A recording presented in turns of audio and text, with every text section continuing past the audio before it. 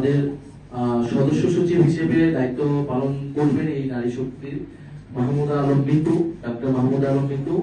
জাতীয় নারী শক্তির আহ্বায়ক হিসেবে দায়িত্ব পালন করবেন মনিরা শারমিন, উনি জাতীয় নাগরিক পার্টির যুগ্ম আহ্বায়ক।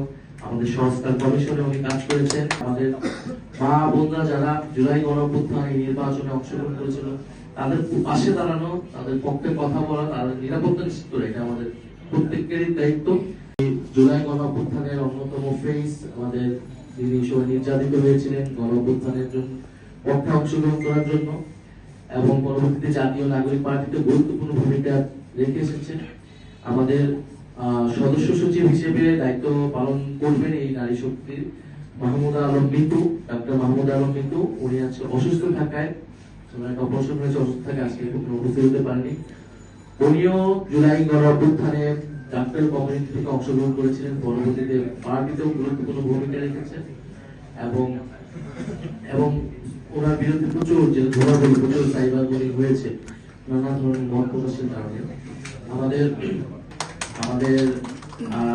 ওনার শুধু এই সময়ের ব্যাকগ্রাউন্ড না, 2018 সালে মূলত ওনার আন্দোলনে আসা, সেই সময় কোটা সংস্কার নিরাপদ সড়ক আন্দোলনে উনি ঢাকা বিশ্ববিদ্যালয়ের সুফিয়া কামাল হলের নির্বাচিত জিএস ছিলেন।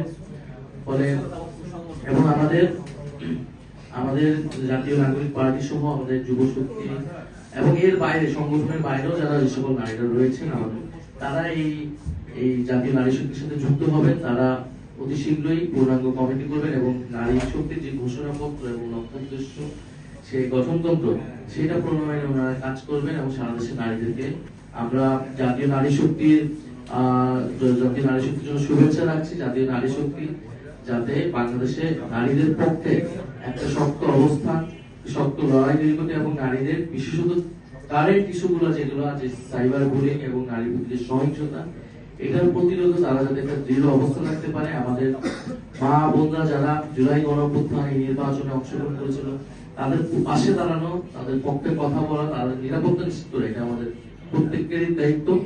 আজকে আবারও আন্তর্জাতিক নারী দিবস উপলক্ষে সবাইকে শুভেচ্ছা জানাচ্ছি এবং এখানে উপস্থিত হওয়ার জন্য ধন্যবাদ জানাচ্ছি। আসসালামু আলাইকুম।